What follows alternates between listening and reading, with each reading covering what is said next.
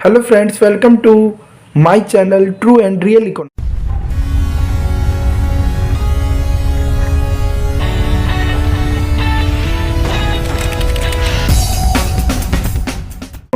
आज हम pre board का 12th क्लास का एग्ज़ाम पेपर सॉल्व करेंगे, ठीक है। और जिसके अंदर आपके 60 क्वेश्चंस है। 60 क्वेश्चन में से आपको 50 क्वेश्चंस अटैम्प्ट करने होते हैं। मैं आपको 60 के 60 क्वेश्चंस बताऊंगा और इस पेपर को हम सोल्व भी करेंगे, एक्सप्लेन भी करेंगे और साथ साथ मैं आपको एक ट्रिक भी बताऊंगा लास्ट में कि एमसीक्यू करने की क्या ट्रिक हो सकती है, कि अगर आपको क्वेश्चंस नहीं आएंगे तो आप कौन सा ऑप्शन करेक्ट करके आओगे। 90% चांस होते हैं कि वही आपका आंसर करेक्ट होगा जब आपको कुछ नहीं आता होगा, ठीक है। तो मैं आपको वो ट्रिक बताऊंगा। तो सबसे पहले हम ये पेपर सोल्व करते हैं। ओके, फर्स्ट क्वेश्चन से स्टार्ट करते हैं। तो फर्स्ट क्वेश्चन है आपका, estimated receipt and expenditure of government for the coming financial year is known as. Answer है इसका गवर्नमेंट बजट। गवर्नमेंट बजट क्या होता है? एक एनुअल सिस्टमेटिक रिकॉर्ड होता है जिसमें सरकार के क्या एस्टिमेटेड रिसिप्ट और एक्सपेंडिचर क्या करता है, रिप्रेजेंट करता है। उसी को बोला जाता है गवर्नमेंट बजट। तो इसका आंसर है गवर्नमेंट बजट। सेकंड है, balance of trade of an economy record as for a physical year. Balance of trade का मतलब होता है कि जब हम इंपोर्ट और एक्सपोर्ट करते हैं ना विजिबल आइटम का, तो उसी को बोला जाता है balance of trade. Visible item बोले तो गुड्स की ट्रांजैक्शन, ठीक है। तो यहाँ पे फर्स्ट लिखा हुआ है income and expenditure of the government. बिल्कुल नहीं, यहाँ पे गवर्नमेंट के कोई इनकम एंड एक्सपेंडिचर रिप्रेजेंट नहीं होते। Inflow and outflow fund of the government, no.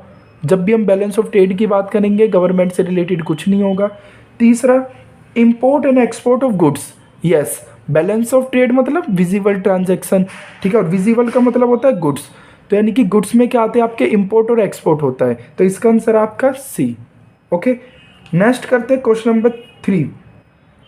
Identify which of the following bank does not accept demand deposit of the general public. जो आपका आरबीआई होता है ना, ठीक है, जो आपका आरबीआई होता है उसका कनेक्शन नहीं होता किसके साथ, पब्लिक के साथ। आरबीआई का जो कनेक्शन होता है, जो रिलेशन होता है, वो किसके साथ होता है, गवर्नमेंट के साथ।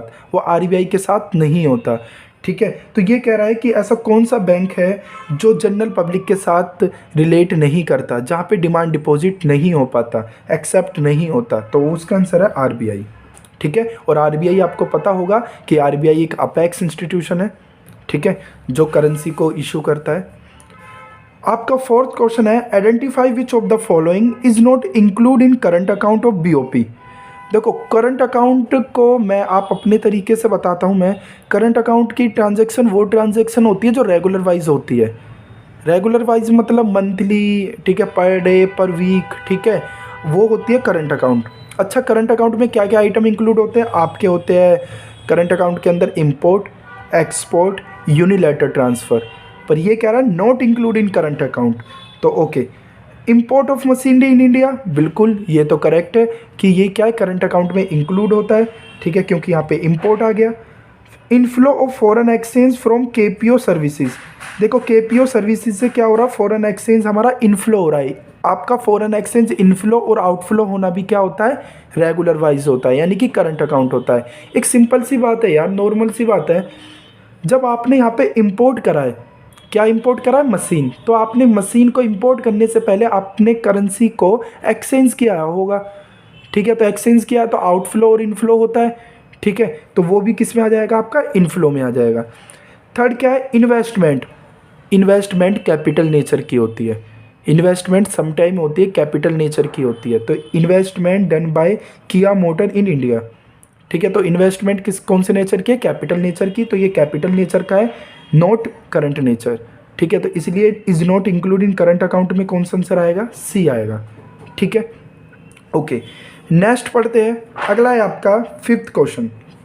देखो, फिफ्थ क्वेश्चन कहता है कि GST act 2016 was implemented in July 2018।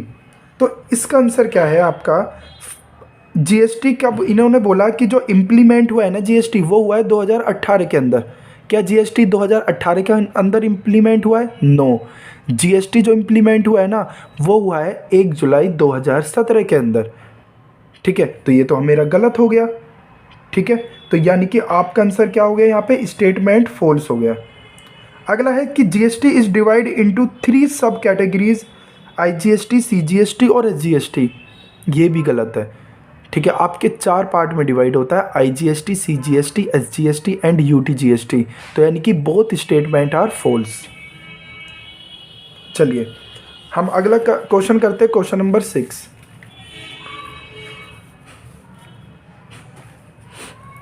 Miss Gunjan is explaining to her friend that commercial bank cannot create ultimated bank money as they have to keep certain amount as reserve with them and with RBI। मैंने अपने स्टूडेंटों को एक trick बता रखी है कि जब भी आपका कुछ आरबीआई और कमर्शियल बैंक से रिलेटेड क्वेश्चन आए और वो बोले कि कुछ परसेंटेज, कुछ सर्टेन परसेंटेज वो कमर्शियल बैंक अपने पास रखती है या आरबीआई अपने पास रखती है, तो एक देखो सिंपल सा है। अगर आपका आए कि सर्टेन अमाउंट, क्या है आपका? Certain amount. ठीक है, अगर ये सर्टेन अमाउंट में आए ना कि विद आरबीआई और आए इटसेल्फ, ठीक है, आपको पता होगा कि डिपॉजिट कौन करता है? कमर्शियल बैंक करता है। ठीक है, और डिपॉजिट का कुछ परसेंट जो आरबीआई, विद आरबीआई मतलब जब आरबीआई अपने पास रखती है उसको बोला जाता है सीआरआर। क्या बोला जाता है? सीआरआर। और जब कमर्शियल बैंक खुद अपने पास रखती है यानी कि इटसेल्फ, तो वहाँ पे आता है एसएलआर। तो इसमें ट्रिक क्या है कि जहाँ पे विद आरबीआई दिखाई दे तो सीआरआर, और जहाँ पे आपको इटसेल्फ दिखाई दे तो वहाँ पे एसएलआर आएगा। तो यहाँ मुझे क्या दिखाई दिया? With RBI. तो और मेरे स्टूडेंटों ने क्या लगा के आए वहाँ पर? सीआरआर।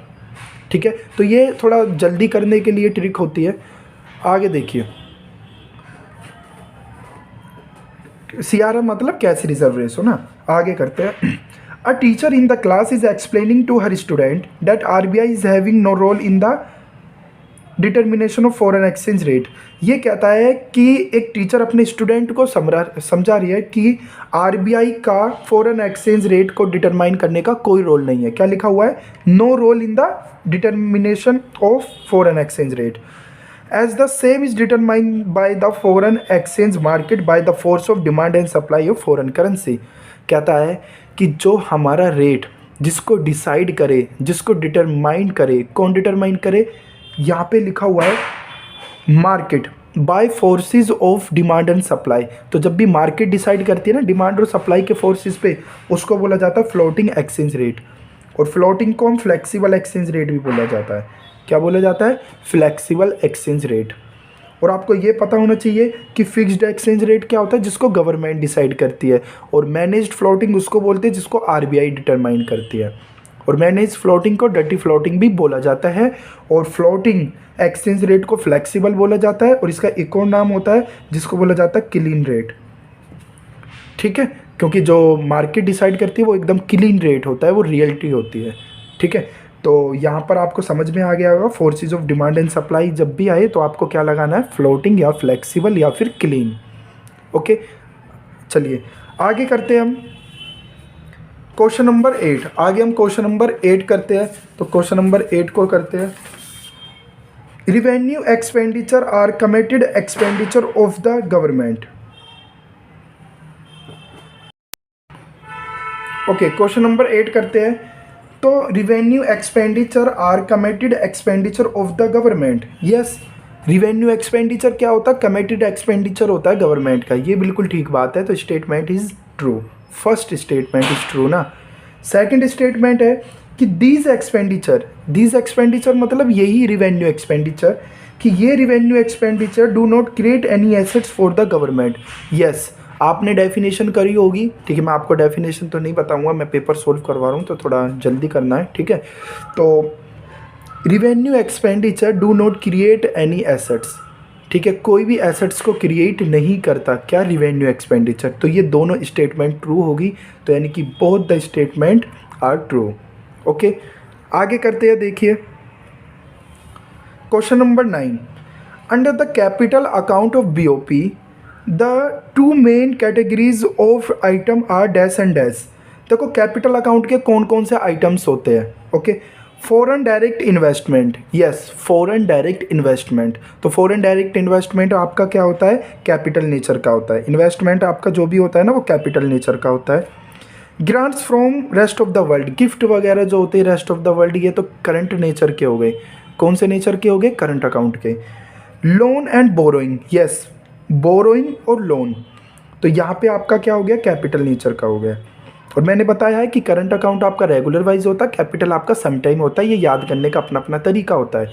तो फॉरेन डायरेक्ट इन्वेस्टमेंट, कोई बंदा डायरेक्ट इन्वेस्टमेंट कर रहा है इंडिया के अंदर तो सिंपल सी बात है वो सम टाइम करेगा, तो दिस इज़ कैपिटल अकाउंट, ठीक है। और लोन एंड बोरोइंग, आप ही बताइए अगर आप लोन लेते हो, ठीक है, या फिर बोरोइंग करते हो, क्या आप रेगुलर वाइज करते हो, नो। जब आपको कभी ज़रूरत होती है तो जब भी आप बोरोइंग करते हो, यानी कि ये भी सम टाइम नेचर का हो गया, बोले तो ये भी क्या हो गया आपका, कैपिटल हो गया। तो यानी कि फर्स्ट और थर्ड, तो इसका आंसर है आपका बी। ओके, चलिए अब हम क्वेश्चन नंबर करते हैं 10।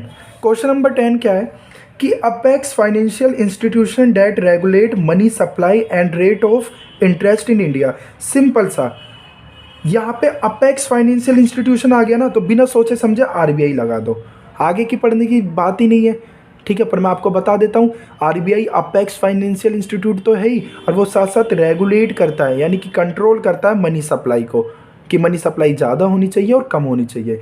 तो यहाँ पे आपका क्या आ जाएगा, आरबीआई आ जाएगा, ठीक है।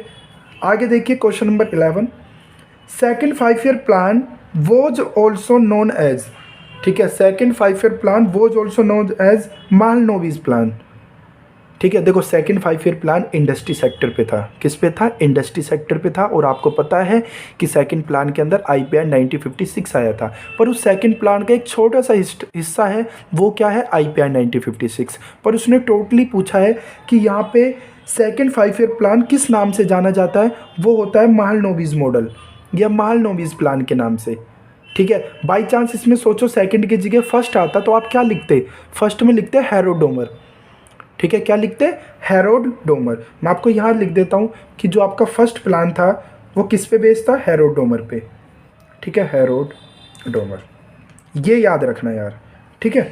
तो यहाँ पे आपको समझ में आ गया होगा, second 5 year plan Mahalanobis plan है। नेक्स्ट देखिए, direction of foreign exchange trade, direction of foreign exchange trade, तो इसका आंसर है आपका डी, यानी कि फॉरेन ट्रेड में क्या होता है, या तो आपका इंपोर्ट हो रहा होगा या फिर एक्सपोर्ट हो रहा होगा ना, फॉरेन ट्रेड में तो यही होता है। तो वो डायरेक्शन किसको रिलेट करता है, what we are exporting and importing, हम क्या एक्सपोर्ट कर रहे हैं और क्या इंपोर्ट कर रहे हैं, वही होता है डायरेक्शन ऑफ फॉरेन ट्रेड, ठीक है। ओके, तो क्वेश्चन नंबर 13 के देखते हैं। Dash is the process of shifting, dash is the process of shifting from food crop to cash crop, बहुत ईजी है, यानी कि फूड क्रॉप से कैश क्रॉप तक जाना, ठीक है, फूड क्रॉप से कैश क्रॉप तक जाना। आपको बताया होगा कि ये होता है कमर्शलाइजेशन ऑफ एग्रीकल्चर, ठीक है, क्या होता है आपका कमर्शलाइजेशन ऑफ एग्रीकल्चर। कमर्शलाइजेशन एक ऐसा ये ब्रिटेन द्वारा निकाला गया था, कमर्शलाइजेशन ऑफ एग्रीकल्चर, जहाँ पे कैश क्रॉप ज़्यादा उगाया जाता था, फूड क्रॉप कम। कैश क्रॉप जैसे कि वो क्रॉप होती है जिसको मार्केट में बेच के बहुत ज़्यादा पैसा कमाया जा सकता है, जैसे कि इंडिगो, इंडिगो बोले तो नील, तो नील की कोई खेती होती थी, उससे पैसा बहुत कमाया जाता था। तो फूड क्रॉप से कैश क्रॉप पे जाना, कमर्शलाइजेशन ऑफ एग्रीकल्चर। नेक्स्ट देखो question number 14, the person above the poverty line are known as non poor, ठीक है, ये तो सिंपल सी बात है, क्या जो पॉवर्टी लाइन के ऊपर होते हैं क्या वो नॉन पुअर कहलाते हैं, यस वो नॉन पुअर कहलाते हैं। पुअर कौन कहलाते हैं, जो बिलो द पॉवर्टी लाइन होते हैं, तो ये तो ट्रू स्टेटमेंट हो गई। सेकंड कहता है poverty line in monetary term is 2400 calories and 2100 calories, ये बिल्कुल गलत है, सेकंड स्टेटमेंट गलत है दोस्त। सेकंड स्टेटमेंट में कैलोरीज आ गई है, कैलोरीज आती है तो वो कैलोरीज बेसिस होता है, पर यहाँ पे पूछा मॉनेटरी आइटम, और मॉनेटरी मतलब जो पैसे से रिलेटेड होती है, ठीक है। पैसे से रिलेटेड क्या था कि गाँवों के अंदर 816 रुपये जो बंदा खर्च कर पाता है पर मंथ, तो वो गरीब नहीं होता, और शहर के अंदर जो 1000 रुपये पर मंथ खर्च कर पाता है तो वो गरीब नहीं होता। तो मॉनेटरी टर्म ये होता है, ना कि 2400 कैलोरीज और 2100 कैलोरीज। मॉनेटरी मतलब जो पैसे में कन्वर्ट हो जाए, तो ये पैसे में कन्वर्ट नहीं है, एनर्जी में कन्वर्ट है। पैसे में कन्वर्ट ये है। ओके, तो आपकी स्टेटमेंट टू जो है वो फॉल्स है, तो इसका आंसर है सी। ओके, अब हम करते हैं 15। देखिए 15 करते हैं, India is a favourite destination for foreign direct investment. देखो ये ट्रू है कि India is a favourite destination है फॉर फॉरेन डायरेक्ट इन्वेस्टमेंट। भाई बाहर के बंदे आके हमारे देश में अगर इन्वेस्टमेंट करते हैं तो वो उसका एक रीज़न भी होता है कि वो फॉरेन डेस्टिनेशन हमारा इंडिया जो है वो बेटर होता है, अच्छा है। ठीक है, यानी कि ये ट्रू है आपका। अगला देखिए, according to the CBR report India will be third largest economy in term of GDP by 2030। ये आपको पता नहीं होगा, आपने वैसे बुक में नहीं पढ़ा होगा, पर बता देते हैं हम कि बुक के अंदर जो है ये आपको नहीं दे रखा, पर ये करेक्ट है कि CBR के रिपोर्ट के थ्रू हमारा इंडिया थर्ड लार्जेस्ट इकोनॉमी के अंडर में आ जाएगा। हमारी GDP इतनी बढ़ जाएगी कि हमारा देश क्या हो जाएगा, थर्ड लार्जेस्ट इकोनॉमी बन सकता है। तो ये दोनों ही ट्रू है, तो इसका आंसर है ए। याद रखना अगर आगे क्वेश्चन आए ऐसा, ठीक है। तो क्वेश्चन नंबर 16 है, open market operation are use to influences money supply in the economy. देखो ओपन मार्केट ऑपरेशन एक क्रेडिट कंट्रोल का ही पार्ट है जो आपका क्वांटिटेटिव में आता है, ठीक है। और रीज़न देखो आपका, the central bank sell government security to increase the flow of credit in the economy. कहता है जब RBI, जब सेंट्रल बैंक गवर्नमेंट सिक्योरिटीज़ को बेचेगा, किसको बेचेगा, कमर्शियल बैंक को, क्या आपकी मनी सप्लाई बढ़ेगी, क्या आपकी लोन कमर्शियल बैंक ज़्यादा देगा? ये बिल्कुल गलत है, बिल्कुल गलत है। बताओ कैसे? भाई अगर सेंट्रल बैंक ने कमर्शियल बैंक को सिक्योरिटीज़ बेची तो कमर्शियल बैंक को, सेंट्रल बैंक को क्या देना पड़ेगा, पैसे देने पड़ेंगे, कैश देना पड़ेगा, ठीक है। तो यहाँ पे कमर्शियल बैंक के पास पैसे की कमी हो जाएगी या नहीं हो जाएगी? बिल्कुल हो जाएगी। कमर्शियल बैंक के पास कैश रिजर्व कम हो जाएगा क्योंकि RBI ने क्या करा है, कमर्शियल बैंक को सिक्योरिटी बेची है और कमर्शियल बैंक RBI को पैसे देगा। तो जब कमर्शियल बैंक के पास कैश रिजर्व कम हो जाएगा तो सिंपल सी बात है वो लोन नहीं दे पाएगा, कमर्शियल बैंक लोन ही नहीं दे पाएगा। लोन नहीं दे पाएगा तो क्रेडिट फ्लो जो है, जो फ्लो ऑफ क्रेडिट है वो क्या हो जाएगा, डिक्रीज, ना कि इंक्रीज। तो assertion is true but R is false, तो आंसर इसका सी। ओके, क्वेश्चन नंबर 17 करते हैं। तो 17 का करेक्ट पेयर बताना है। Revenue expenditure on construction of roads, बिल्कुल गलत।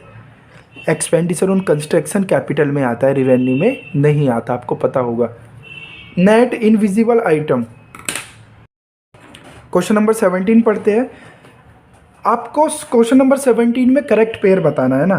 तो देखिए, रिवेन्यू एक्सपेंडिचर ऑन कंस्ट्रक्शन, बिल्कुल गलत। एक्सपेंडिचर ऑन कंस्ट्रक्शन पे अगर आप खर्चा करते हो तो वो कैपिटल नेचर का आता है, रिवेन्यू का नहीं आता।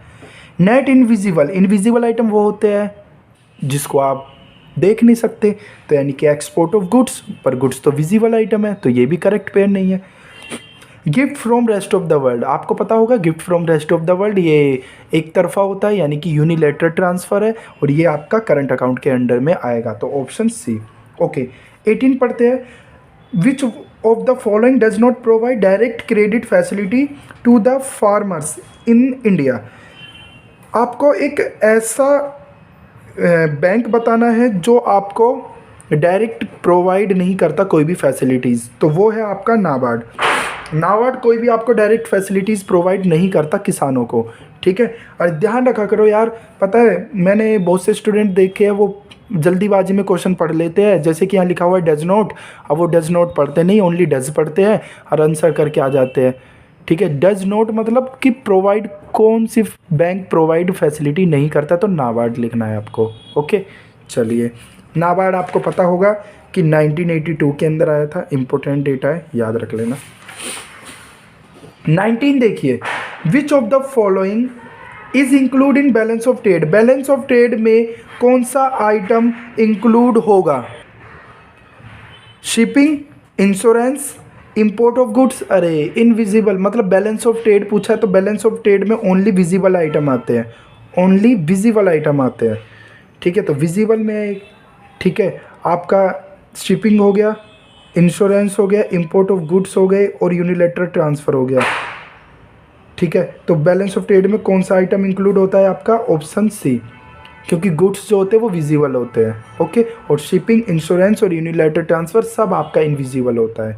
आगे चलते हैं 20 पे। Dash is not include in 3 dimensional approach of poverty elevation of program. ठीक है, अब आपको इसमें से 4 ऑप्शन है: population control, rising GDP, employment generation scheme and fulfilling the basic needs. आपको पता होगा कि एलिवेशन प्रोग्राम निकाले थे पॉवर्टी के लिए। ठीक है, जीडीपी को राइज करना यानी कि इकोनॉमिक ग्रोथ, ये तो फर्स्ट ऑब्जेक्टिव होता है ना गवर्नमेंट का। तो गवर्नमेंट ने जीडीपी को बढ़ाने के लिए बोला है, इकोनॉमिक ग्रोथ के लिए बोला है। तो सिंपल सी बात है कि इकोनॉमिक ग्रोथ होगी तो आपका क्या होगा? प्रोडक्शन बढ़ेगा, क्योंकि इकोनॉमिक ग्रोथ और प्रोडक्शन में डायरेक्ट रिलेशन होता है। तो आपका प्रोडक्शन बढ़ेगा तो एम्प्लॉयमेंट तो जनरेट होना ही है ना, तो ये दोनों तो करेक्ट है।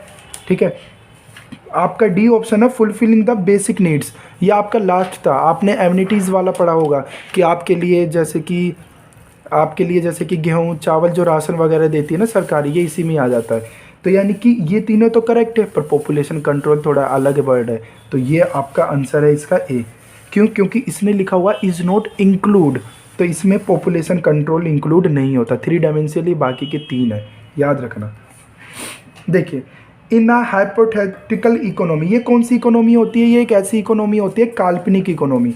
बस आपको एक एज्यूम करना होता है इसमें। ठीक है, miss Sanjana is only human and there is no other buyer and seller. भाई कोई एक संजना है, ठीक है, ना ही वो बायर है और ना ही एक सेलर है, ना ही वो सामान खरीदती है और ना ही बेचती है, तो उसको मनी की नीड्स क्या होगी? 0 होगी। ये तो सिंपल है ना, तो ये क्या है? 0, ऑप्शन ए। 22 क्या है आपका? Which of the following year is known as year of great divide. देखो, ईयर ऑफ ग्रेट डिवाइड क्या है? ये एक ऐसा ग्रेट डिवाइड है, ये आया था 1921। 1921 से पहले हमारी जो डेथ रेट थी वो बहुत ज़्यादा हाई थी, और 1920 के बाद आपकी डेथ रेट बहुत ज़्यादा कम हो गई, तो इसीलिए इसी को बोला जाता है ईयर ऑफ ग्रेट डिवाइड। ठीक है, तो 1921। 23 देखिए आपका, 23 है land reform are the part of major agriculture reform. Yes, ये एग्रीकल्चर रिफॉर्म का एक मेजर पार्ट है लैंड रिफॉर्म। ठीक है, जैसे कि आपका ज़मींदारी सिस्टम रिमूव करना, land ceiling, consolidation of holding, ये सब। स्टेटमेंट 2 कहता है लैंड रिफॉर्म। ठीक है, इंटरमीडिएट्स का मतलब क्या होता है? Remove ज़मींदारी system. अभी मैंने आपको पहले ही बता दिया था स्टेटमेंट फर्स्ट पढ़ के कि land reform are the part of major agriculture. हाँ, ये मेजर तो है, और एग्रीकल्चर रिफॉर्म के अंदर क्या आया था? लैंड रिफॉर्म के अंदर क्या था कि ज़मींदारी सिस्टम को रिमूव करना, और इसी को ज़मींदारी सिस्टम बोला जाता है। तो दोनों स्टेटमेंट ट्रू है, तो both the statement are true. देखिए 24 करते हैं। On the eve of independence the industrial sector was not characteristic by. देखो, on the eve of independence की बात हो रही है ना, अभी कहता है कि इंडस्ट्री सेक्टर में कौन सा कैरेक्टरिस्टिक इन्वॉल्व नहीं होता, इंक्लूड नहीं होता। इंडस्ट्री सेक्टर हमारा डाउन क्यों गया था? सबसे पहले आउटडेटेड, क्या है आपका? आउटडेटेड टेक्नोलॉजी, कि हमारी जो टेक्नोलॉजी थी वो बहुत ज़्यादा पुरानी थी, इंडस्ट्रियल सेक्टर के अंदर हैंडीक्राफ्ट था ना, इसलिए। दूसरा, high investment by the government. ठीक है, कि गवर्नमेंट द्वारा जो इन्वेस्टमेंट थी वो भी हाई थी, ये भी ट्रू है। ठीक है, आपका सी है लिमिटेड पब्लिक सेक्टर। देखो, पब्लिक सेक्टर का जो रोल था ना वो लिमिटेड था, जो इसका आंसर सी है। ठीक है, इसका आंसर क्या है आपका? सी। देखो, जो पब्लिक सेक्टर का रोल को हमने अनलिमिटेड बनाया है ना, वो कब बनाया है हमने? जब हमारा 1956 में हमारा आईपीआर आया था। आईपीआर के अंदर हमने क्या करा था? आईपीआर 1956 के अंदर हमने अपने इंडस्ट्री सेक्टर को रिमूव करा था, ये रिफॉर्म करा था। ठीक है, जैसे कि आपको बोल सकते हो आईपीआर के अंदर क्लासिफिकेशन आया था, लाइसेंसिंग आई थी और एसएसआई। ठीक है, तो इसका आंसर क्या है? सी। तो आपका सेक्शन ए कंप्लीट हो गया, और सेक्शन ए के साथ साथ मैंने आपको एक्सप्लेन भी कर दिया और आपको मैंने आंसर भी बता दिए, तो आप मैच कर सकते हो कि आपके पेपर में कितने नंबर आ सकते हैं। ठीक है, और पता है जब भी आप एमसीक्यू किया करो तो एमसीक्यू में 2 चीज़ याद रखा करो। सबसे पहला क्या है कि आपको करेक्ट देखना है। क्या देखना है? आपको देखना है कि करेक्ट कौन सा है। ठीक है। अगर आपको करेक्ट पता है तो बहुत अच्छी बात है, और नहीं पता तो आप रोंग वाले देखो। भाई 4 ऑप्शन होते हैं, ए बी सी और डी। अगर आपको करेक्ट पता है तो अच्छी बात है, ठीक है। और नहीं पता तो आप गलत वाले हटा दो ना, बचा हुआ क्या होगा, करेक्ट होगा। और वो जो मैं ट्रिक की बात कर रहा था वो मैं ये कह रहा था, मैंने जितना नोटिस किया हुआ है कि देखिए, अगर आप किसी क्वेश्चन में 100% क्या श्योर हो कि यार मुझे ये 100% क्वेश्चन आता है, तो बहुत अच्छी बात है। पर अगर आपको ये 100% क्वेश्चन नहीं आता, आप डाउट में हो, अगर ऑप्शन में क्या है, एक है ऑल ऑफ दीज, ठीक है, और एक ऑप्शन में ये आते हैं ना कि A and B both and B and C both, तो आपको यही आंसर टिक करके आना है। मैं 95% कह सकता हूँ आप करेक्ट हो जाओगे, ठीक है। पर ऐसा नहीं है कि अब आप आंख बंद करके 95% ही करेक्ट कर दोगे, नहीं। जब आप 100% श्योर ना हो, ठीक है, अगर कोई क्वेश्चन होता है जिसमें मैं 100% श्योर हूँ तो ठीक है, अच्छी बात है, आप करके आ जाइए। अगर आप 100% श्योर नहीं हो, डाउट में है, और ऑप्शन में ऑल ऑफ दीज या फिर ए एंड बी बोथ दे रखा है, तो इस पर टिक करके लाओ, 95% आप करेक्ट जाओगे, ठीक है। तो अब हम अगली क्लास में क्या करेंगे, सेक्शन बी करेंगे और सेक्शन सी, इन तीनों सेक्शन को कंप्लीट करेंगे और आप अपने मैच कर लीजिए, ठीक है। Okay, thank you so much.